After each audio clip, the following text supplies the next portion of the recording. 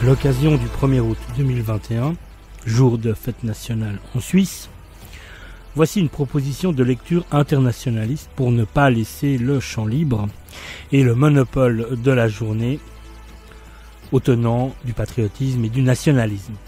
Nous allons lire un texte de Frank Pavlov, auteur de la nouvelle Matin brun, dont le titre fait implicitement référence au SA, la Sturmabteilung, les sections d'assaut, organisation paramilitaire du Parti national-socialiste, dont naîtra ensuite la SS. Le récit court et concis dénonce le culte de l'État-nation et ses dérives autoritaires qui, tel un siphon, finissent par régir tous les aspects du quotidien.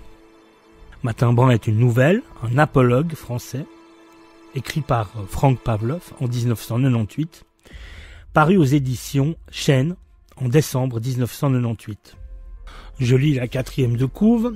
Frank Pavlov a le goût impérieux de bousculer les barbelés et les pensées confisquées. Une dizaine d'années à tisser des projets de développement communautaire à travers l'Afrique et l'Asie. Une vingtaine d'autres à animer des associations de prévention de la délinquance et de la toxicomanie. Spécialiste de la psychologie et du droit des enfants. Charlie et son copain vivent une époque trouble, celle de la montée d'un régime politique extrême, l'État brun. Dans la vie, ils vont d'une façon bien ordinaire entre bière et belote. Ni des héros, ni de purs salauds, simplement, pour éviter les ennuis, ils détournent les yeux. Sait-on assez ou risque de nous mener collectivement les petites lâchetés de chacun d'entre nous? Voilà, ça c'est la 4e de couve. On peut également dire que le thème de Matin brun est très voisin de celui de Eugène Ionesco développé dans Rhinocéros. Matin brun. Les jambes allongées au soleil, on ne parlait pas vraiment avec Charlie. On échangeait des pensées qui nous couraient dans la tête sans bien faire attention à ce que l'autre racontait de son côté. Des moments agréables où on laissait filer le temps en sirotant un café. Lorsqu'il m'a dit qu'il avait dû faire piquer son chien, ça m'a surpris, mais sans plus. C'est toujours triste un klebs qui vieillit mal, mais passé 15 ans, il faut se faire à l'idée qu'un jour ou l'autre, il va mourir. Tu comprends, je pouvais pas le faire passer pour un brun. Un labrador, c'est pas trop sa couleur. Mais il avait quoi comme maladie? Ah non, mais c'est pas la question. C'était pas un chien brun, c'est tout. Mince alors, comme pour les chats maintenant? Ah oui, pareil. Pour les chats, j'étais au courant. Le mois dernier, j'avais dû me débarrasser du mien, un de gouttière, qui avait eu la mauvaise idée de naître blanc, taché de noir. C'est vrai que la surpopulation des chats devenait insupportable, et que d'après ce que les scientifiques de l'État national disaient, il valait mieux garder les bruns. Que des bruns. Tous les tests de sélection prouvaient qu'ils s'adaptaient mieux à notre vie citadine, qu'ils avaient des portées peu nombreuses et qu'ils mangeaient beaucoup moins. Ma foi, un chat c'est un chat, et comme il fallait bien résoudre le problème d'une façon ou d'une autre, va pour le décret qui instaurait la suppression des chats qui n'étaient pas bruns. Les milices de la ville distribuaient gratuitement des boulettes d'arsenic. Mélangées à la pâtée, elles s'expédiaient les matous en moins de 2. Mon cœur s'était serré, et puis on oublie vite. Les chiens, ça m'avait surpris un peu plus. Je ne sais pas trop pourquoi, peut-être parce que c'est plus gros, ou que c'est le compagnon de l'homme, comme on dit. En tout cas, Charlie venait d'en parler aussi naturellement que je l'avais fait pour mon chat. Et il avait sans doute raison. Trop de sensiblerie ne mène pas à grand-chose, et pour les chiens, c'est sans doute vrai que les bruns sont plus résistants. On n'avait plus grand-chose à se dire, on s'était quitté, mais avec une drôle d'impression. Comme si on ne s'était pas tout dit, pas trop à l'aise. Quelque temps après, c'est moi qui avais appris à Charlie que le quotidien de la ville ne paraîtrait plus. Il en était resté sur le cul. Le journal qu'il ouvrait tous les matins en prenant son café crème. Ils ont coulé? Des grèves? Une faillite? Ah non, non, c'est la suite de l'affaire des chiens. Des bruns? Ah oui, toujours. Pas un jour sans s'attaquer à cette mesure nationale. Ils allaient jusqu'à remettre en cause les résultats des scientifiques. Les lecteurs ne savaient plus ce qu'il fallait penser, certains même commençaient à cacher leurs clébards. À trop jouer avec le feu, eh oui, comme tu dis, le journal a fini par se faire interdire. Mince alors.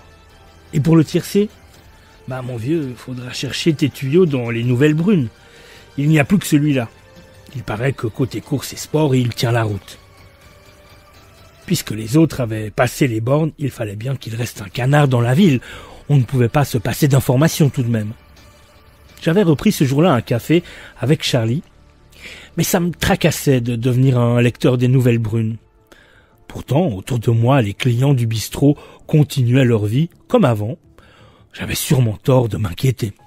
Après, ça avait été au tour des livres de la bibliothèque. Une histoire pas très claire encore.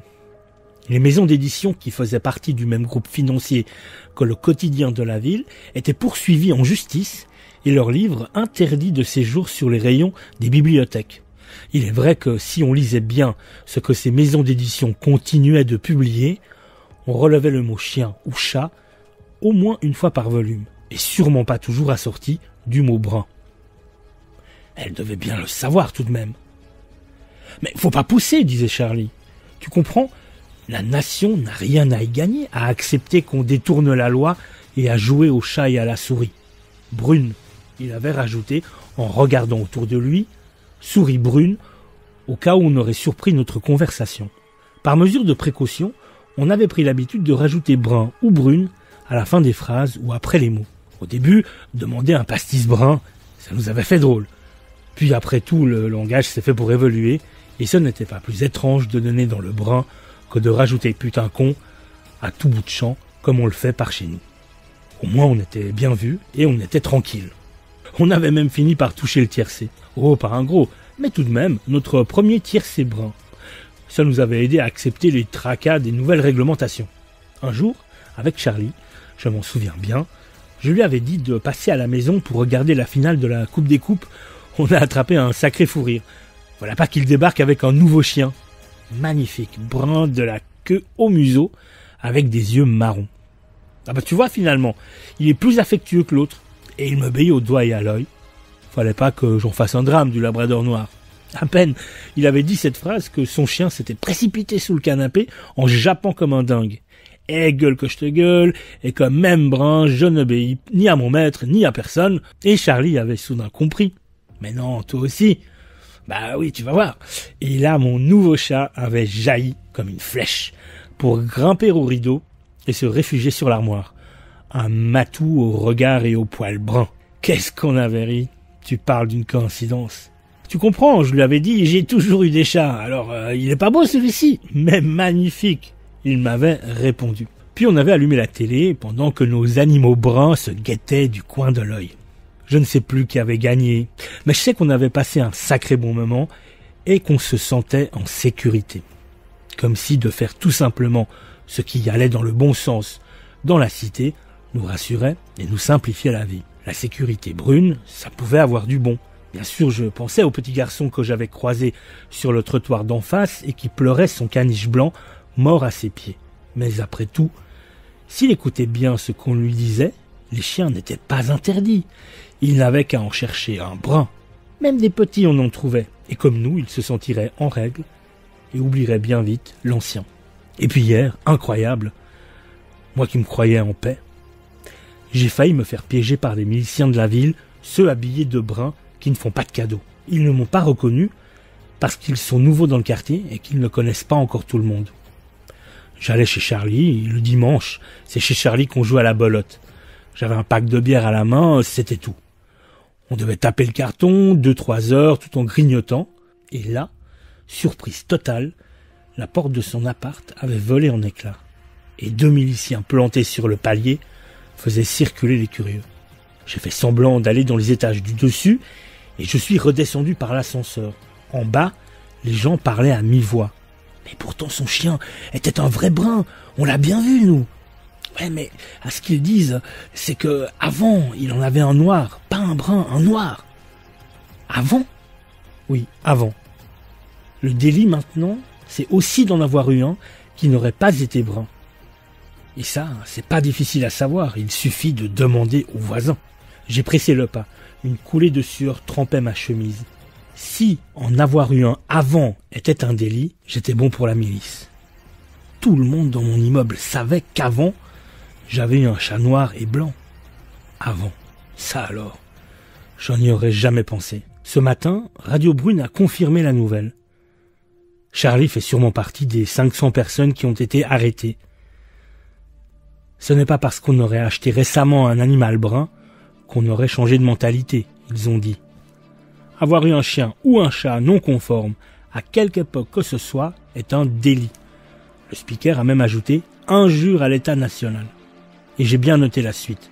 Même si on n'a pas eu personnellement un chien ou un chat non conforme, mais que quelqu'un de sa famille, un père, un frère, une cousine par exemple, en a possédé un, ne serait-ce qu'une fois dans sa vie, on risque soi-même de graves ennuis. Je ne sais pas où ils ont amené Charlie. Là, ils exagèrent. C'est de la folie. Et moi qui me croyais tranquille pour un bout de temps avec mon chat brun, bien sûr, s'ils cherchent avant, ils n'ont pas fini d'en arrêter des proprios de chats et de chiens. Je n'ai pas dormi de la nuit. J'aurais dû me méfier des bruns dès qu'ils nous ont imposé leur première loi sur les animaux. Après tout, il était à moi mon chat, comme son chien pour Charlie. On aurait dû dire non, résister davantage. Mais comment? Ça va si vite, il y a le boulot, les soucis de tous les jours. Les autres aussi baissent les bras pour être un peu tranquilles, non? On frappe à la porte. Si tôt le matin, ça n'arrive jamais. J'ai peur. Le jour n'est pas levé, il fait encore brun dehors. Mais arrêtez de taper si fort. J'arrive.